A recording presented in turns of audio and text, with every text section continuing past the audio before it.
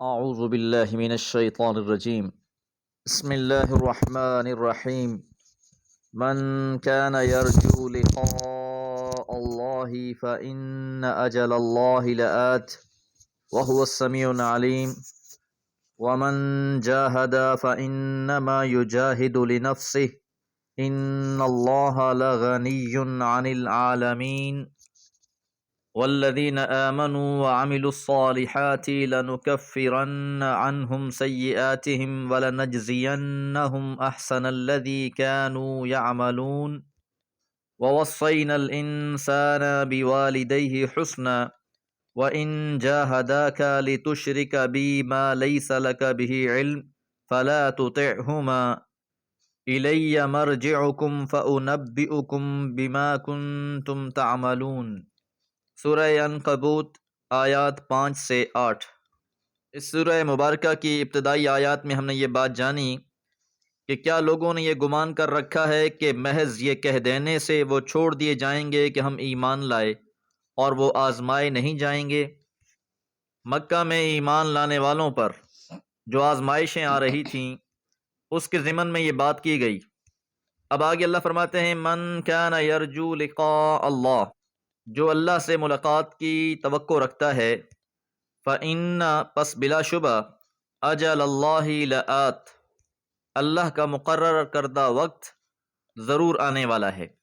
مسلمانوں کو، خاص طور پہ مظلوم مسلمانوں کو یہ تسلی دی جا رہی ہے کہ تمہیں ہر کام آخرت کی امید پر کرنا ہے، اور اگر تم یہ امید رکھتے ہو تو پھر اطمینان رکھو کہ اللہ تعالیٰ نے جو مدت ٹھہرا رکھی ہے وہ لازماً پوری ہو کر رہے گی، اور ایک دن تم اپنے رب سے ملو گے، اور اس دن تم اپنی ہر محنت اور زحمت کا صلہ اللہ تعالیٰ سے پاؤ گے، جو بھی تم نے اس دنیا میں اللہ کی خاطر برداشت کی ہیں۔ وَهُوَ السَّمِيعُ الْعَلِيمُ، وہ خوب سننے والا اور خوب جاننے والا ہے، کوئی چیز اس کے احاطہ علم سے باہر نہیں۔ تمہاری سرفروشیاں بھی اللہ کے علم میں ہیں، اور ان دشمنوں کی کارستانیوں سے بھی اللہ خوب واقف ہے۔ ومن جاہد، اور جو بھی جد و جہد کر رہا ہے، فإنما پس یقیناً یجاہد لنفسہ، وہ اپنے ہی فائدے کے لیے جد و جہد کر رہا ہے۔ جو شخص بھی ایمان لاتا ہے، اللہ کی راہ میں تکلیفیں برداشت کرتا ہے، مشقتیں اٹھاتا ہے، تو حقیقت میں وہ اپنا مستقبل سنوار رہا ہے، اس کو ہر کوشش کا صلہ ملنے والا ہے، تو اسے ان حالات سے پریشان نہیں ہونا چاہیے، ان ساری تکلیفوں پہ خوب صلہ ملنے والا ہے۔ حدیث مبارکہ میں آتا ہے کہ روز قیامت ایک ایسے شخص کو لایا جائے گا جس نے ساری زندگی مشکلات میں گزاری ہوگی، اسے جنت کا نظارہ کروایا جائے گا اور پوچھا جائے گا کہ کیا تو نے کوئی دنیا میں تکلیف بھی دیکھی تھی؟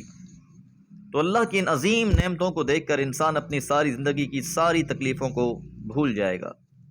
ان اللہ، بلا شبہ اللہ تعالی، لغنی، البتہ بے نیاز ہے، عن العالمین، سارے جہاں سے، کہ کسی کے ذہن میں یہ خیال نہ آ جائے کہ میں ان تکلیفوں اور آزمائشوں کو برداشت کر کے معاذ اللہ کوئی اللہ پر احسان کر رہا ہوں، ایسا ہرگز نہیں ہے۔ اللہ ان ساری باتوں سے بے نیاز ہے، یہ تو بس اس کی رحمت ہے، وہ قدردان ہے، بندوں کے ذرے جتنے عمل کا بھی خوب صلہ عطا فرمائے گا، وگرنہ انسانوں کی عبادتوں، ریاضتوں، محنتوں، مشقتوں سے اللہ کی بادشاہی پہ کوئی فرق نہیں پڑتا۔ حضور علیہ السلام نے فرمایا، اگر تمام کے تمام انسان شقی القلب ہو جائیں، بدبخت ہو جائیں، نافرمانیاں کرنے لگ جائیں، تو بھی اللہ کی بادشاہت پہ کوئی فرق نہیں پڑتا، اور اگر تمام کے تمام انسان سب سے اعلیٰ متقی انسان جیسے ہو جائیں، پرہیزگار بن جائیں، عبادتیں اور ریاضتیں کرنے والے بن جائیں، تو بھی اللہ کی بادشاہت اور عظمت پہ کوئی فرق نہیں پڑتا۔ تو اس لیے فرمایا کہ وَمَن جَاهَدَ فَإِنَّمَا يُجَاهِدُ لِنَفْسِهِ، کہ جو بھی جد و جہد کر رہا ہے وہ اپنے ہی فائدے کے لیے کر رہا ہے، وہ اپنی ہی عاقبت کو سنوار رہا ہے۔ وَالَّذِينَ آمَنُوا، اور جو لوگ ایمان لائے، وَعَمِلُوا الصَّالِحَاتِ، اور انہوں نے نیک عمل کیے، لَنُكَفِّرَنَّ، تو ہم ضرور بضرور ہٹا دیں گے، جھاڑ دیں گے، عنہم، ان سے، سیئاتہم، ان کی برائیاں، کہ زندگی میں جو ان سے برائیاں ہو گئیں اللہ تعالیٰ انہیں معاف فرما دیں گے۔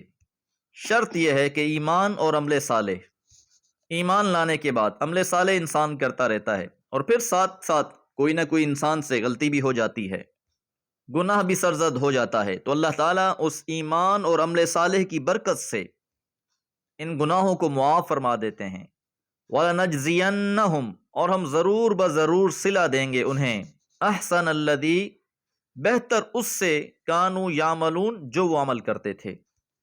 دنیا میں جو انہوں نے عمل کیے تھے اللہ تعالیٰ ان کو صلہ بہت بڑھ چڑھ کر دے گا، بہت بہترین صلہ اللہ عطا فرمانے والا ہے۔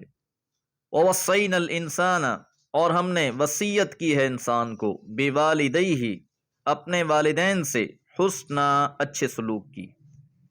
ایمان لانے والوں کی آزمائش میں سے ایک بہت بڑی آزمائش والدین بھی تھے، کہ اولاد تو ایمان لے آئی ہے، والدین ایمان نہیں لاتے۔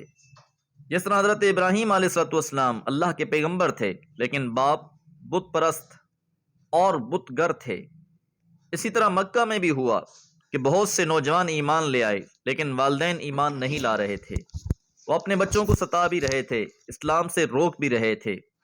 تو ایسی صورت میں اب اہل ایمان کو یہ بات سمجھائی جا رہی ہے کہ ہم نے ہر انسان کو یہ وصیت کر دی ہے کہ وہ اپنے والدین کے ساتھ حسن سلوک سے پیش آئیں، اگرچہ یہ والدین کافر ہی کیوں نہ ہوں، مشرک ہی کیوں نہ ہوں، لیکن پھر بھی ان کی قدر کرنی ہے، ان کا احترام کرنا ہے، ان کی خدمت کرنی ہے۔ وَإِن جَاهَدَاكَ، اور اگر وہ تجھ پر دباؤ ڈالیں، لِتُشْرِكَ بِي، کہ تو شریک کرے میرے ساتھ، مَا لَيْسَ لَكَ بِهِ علم، جس کا تجھے کوئی علم ہی نہیں ہے۔ کہ والدین اگر اولاد سے یہ مطالبہ کرتے ہیں شرک کا، فَلَا تُطِعْهُمَا، تو تم ان دونوں کی اطاعت نہ کرنا۔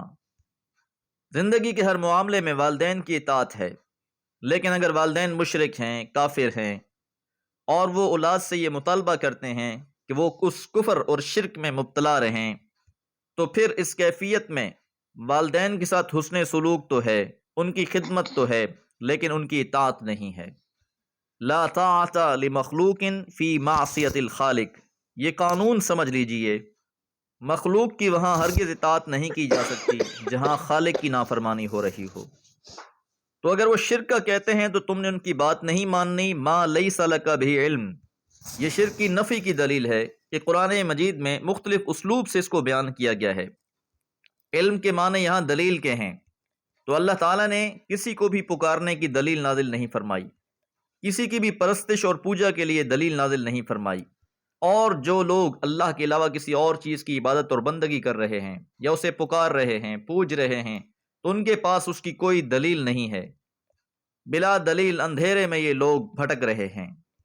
الیہ، میری طرف، مرجعکم، تم سب کا لوٹنا ہے، فَأُنَبِّئُکم، پھر میں تم کو خبر دوں گا، بما کنتم تعملون، جو تم عمل کرتے تھے، کہ تمہارے ہر عمل کا ریکارڈ محفوظ ہے، تمہیں تمہارے سارے اعمال دکھلا دیے جائیں گے۔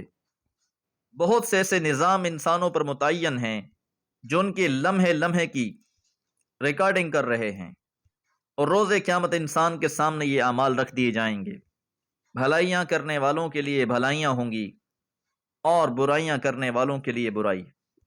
دعا ہے اللہ تعالی ہم سے ہماری لغزشیں دور فرمائے، خطاؤں کو معاف فرمائے، ایمان اور عمل صالح کی توفیق عطا فرمائے رکھے۔ وما علیہ الا البلاغ۔